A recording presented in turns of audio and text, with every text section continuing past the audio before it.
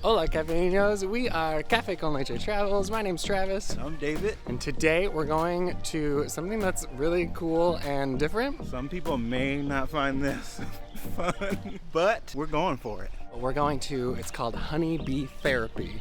We're gonna meet a beekeeper and learn all about honeybees and go in the hive and maybe get to meet the queen and feed the bees honey. So we have no idea what this is gonna be like, but we're excited. Not to psych myself out. I know, I'm kind of excited to not be afraid of bees, hopefully. Because right now, kind of scared of bees. I'm good under pressure though, so. That's true. I am not. We're walking very quickly because we are late. Story of our life. So let's go.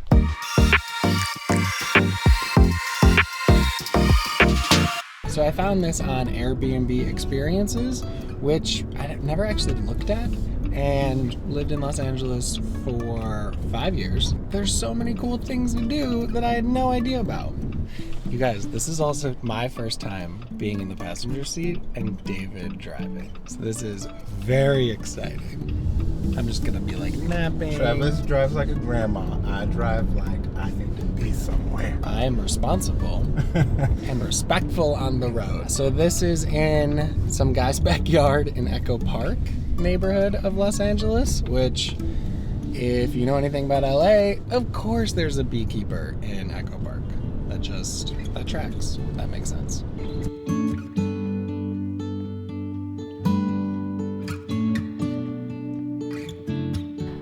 I've never thought I'd be a beekeeper. If you were to ask me like 10 years ago, hey, you're gonna be a beekeeper, I'm like, that's crazy, no way. I don't know anything about that. That sounds scary. But here I am, so, they picked me. And so now my passion is to bring awareness to other people because, we are losing our bees.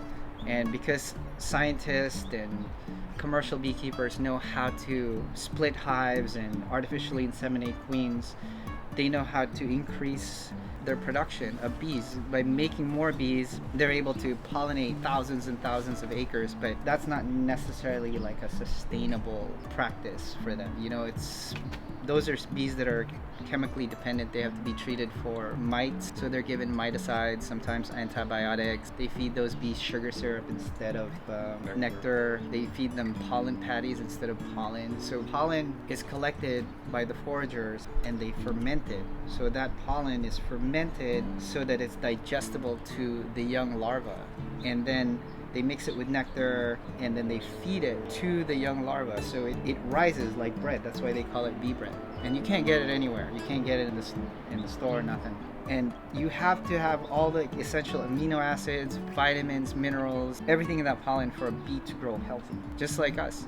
They know about nutrition, like they know about which plants to take food from. So there's an intelligence here that's a consciousness that is very advanced society.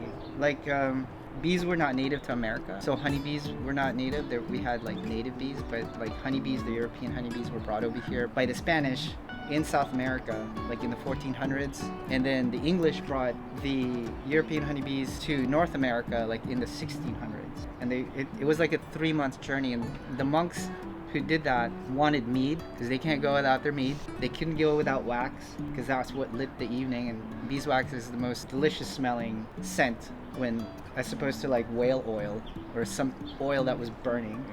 It wasn't making all this soot in the ceilings so that they could write their manuscripts. And it wasn't until the 1700s that they kind of figured out that bees pollinated everything. They just wanted the wax, they wanted the honey, and bees are cool, right? Monks did most of those beekeeping back in the day because they had this like thing for mead and writing at night with candles, right? So then even the Native Americans here were like, what are those? What the heck are those? They didn't know what bees, there was no language for honey before the 1600s. And so moving forward to modern times, to right now, bees have lost the kind of respect that was given to them throughout history. Like the Egyptian kings, the pharaohs, they would put the seal of the bee on their thrones and in their cartouches, and this was a very sacred animal. The bee was the main thing for the pharaohs, like it was a big deal for them. And so we kind of lost that connection. And now we have bees that are artificially inseminated, and these bees are trucked thousands of miles all all over the country to pollinate all of our food. And that's very stressful for an animal that is migratory and wants to be left alone to be trucked. There were more bees actually before, like in the 1940s, early 1930s and 40s, than there are now. They were, you know, small farms, and each farm had like a beehive or 2 or 3 or 4 or 5, you know, and people that was sustainable. Now, when you ask a commercial beekeeper, I'm not saying anything bad against them because they're doing a great freaking job. Without them, we wouldn't be eating. We owe them so much. At the same time, they're battling pesticides. You know, they know what they're dealing with more than we would. They know that when they put their bees out there, that entire field is covered in pesticides. And they just have to do what they have to do to feed their families. Everybody's got to feed their families, right? And the world. So I don't know what the solution is. For me, I keep a small stock of strong bees in the city. I'm really happy that LA has some really strong bees. Like, we have some strong bees. Whereas suppose in the rural areas, or the bees that are domestically created and bred, they're not so strong. And so I don't think the bees will ever die or collapse, but it can get to that point where maybe a lot of bees will die if this gets out of hand, and a lot of people will starve. But there's bees basically here as a reserve in parts of the world, you know, where bees are decreasing. There's still bees in the wild, and it's pretty awesome that they're here. And I don't claim to say I can save the bees, or none of us can save the bees. The bees are here to save us. I always say that. For them, they have this like mutualism, symbiosis with the planet. There's 3 definitions of symbiosis. Symbiosis can be where the bees, the way they know symbiosis, because they've been here for millions of years, they basically make everything grow and the entire planet benefits, right? And then there's the symbiosis called commensal, meaning like barnacles on the ocean or remoras on sharks, meaning that environment is not harmed, but that animal is benefiting from that environment. And then there's parasitic symbiosis, which is what we're doing, yay. And to no fault of our own, it's just because of our evolution, and so many extinction events have been like killing off advanced civilizations for whatever reason, you know. And someday we'll probably go with the rest of the other advanced civilizations, like the people who built the pyramids and all the other pyramids on the planet, and then they'll start over again. It'll be like human 2.0. But the bees have been here since the time of this dinosaur. That buzzing sound has been here, and we're familiar with that buzzing sound, and you're familiar with that buzzing sound, and it's scary because it's ancient. Imagine like we didn't know how to read, like all of us, right? We're just hanging out in like prehistoric times, and then we see a tree and there's like this beehive and there's this honey dripping from that, and then we taste the honey. That just blows your mind, right? You're like, ugh, ugh, ugh. We're all just like hugging to each other, like we don't know anything. We're just like that, and then we come to it and we get our beat, right? so somebody had to figure out, how do we get close to that? So before we could even get close to it, we were using sticks. We were destroying it, and then somebody figured out that we could use smoke, not fire, but smoke, to temporarily like stop them from attacking us while we collect their honey. And that's been happening for thousands and thousands of years all over the world, and it's in our genetics, it's in our system, like honey and food and the history of it all. So this is something that you guys may only do probably once in your life, you know, but observe. So today we're gonna be like in a classroom. We're gonna suit up, and it's a little cold today. Like I wouldn't even normally beekeep on a cold day like this, but we're gonna do it anyways, because bees have to stay warm. They have to keep that 96-degree temperature, so they're like all huddling, and they're trying to keep the babies warm. And so before we even go there, I have to light a smoker, which makes them think that there's a forest fire, and then smoke all the hives, and then we'll be suited up, of course, but you have to watch out for certain signs. Sometimes a bee will come up to you like this in the face, and you know, when somebody like comes up to you this close to your face, they're either gonna kiss you or fight you, right? And that's the bee's not gonna kiss you. It's just telling you a warning. It's like saying, hey, I'm right here, you know. And then if the bee wants to give you a little bit more warning, it'll come closer. And if you don't listen, the bee will go right here next to your ear going, bzz, bzz. Like, didn't you hear me? I told you to back off, get away, you know? And then if that's not happening, then they come fully for your face. Like they're bumping your veil, bumping you everywhere, telling you to leave. And some of them, if it gets really, really serious, are stinging you, trying to sting you everywhere, finding any hole in your body to go into. So today it won't be like that because I have nice bees in my yard. But I just want you to know that there's those signs, that there's that behavior that will be present, and I doubt that it'll ever get crazy. But nobody ever hasn't gotten stung in a long time here, so it's all good. Too tight, or you want to wear a half suit?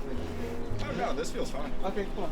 How's it feel? I feel kind of space age.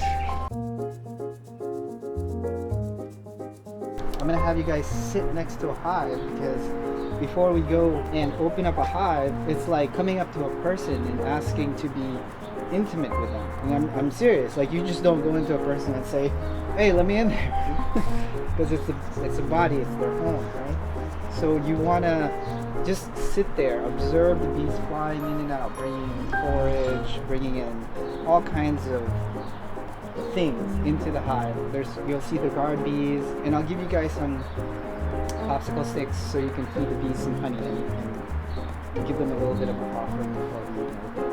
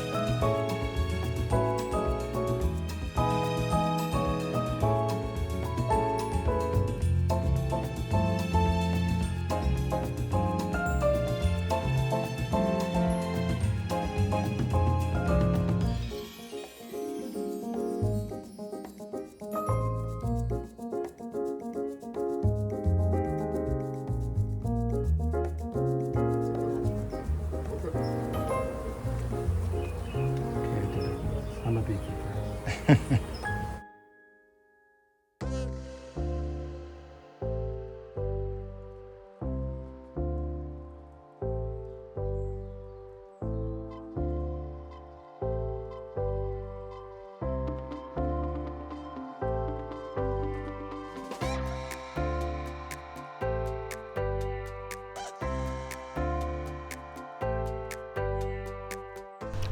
That was so cool. So cool. So informative. I guess I was just tapping into knowing how important bees are, but just seeing them actually like do what they do is so cool. Marvin knows so much, is so like gentle and just super informative and funny. He asked why we were there, and I was like, I don't want to be scared of bees anymore. And now, well, I'm not. He reminded me like of Miss Frizzle well, in the Magic School Bus, just how like informative, but like she made it so fun. Right. That's how it felt. And he just encouraged like you to ask questions all day. I don't know, it was just awesome. Yeah. And I feel like I used to see videos of people in those beekeeper suits with the bees buzzing around them and would be like, how are you doing that? How are you not freaking out? But they have like a frequency, and the buzz is very calming. It's very, very peaceful.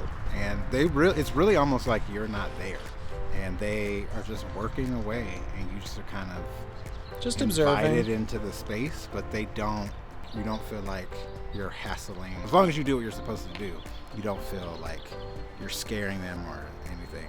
So cool. So if you're in Los Angeles and are looking for just like a really unique way to spend a couple hours, highly recommend Marvin's bee therapy experience. We'll put the link below. And so make sure to check that out if you're interested. It's amazing. We make new videos every Thursday, so like, subscribe, and all the YouTube things to see what we're up to next week. All right, here comes our tagline. Hasta luego. We'll see you next time.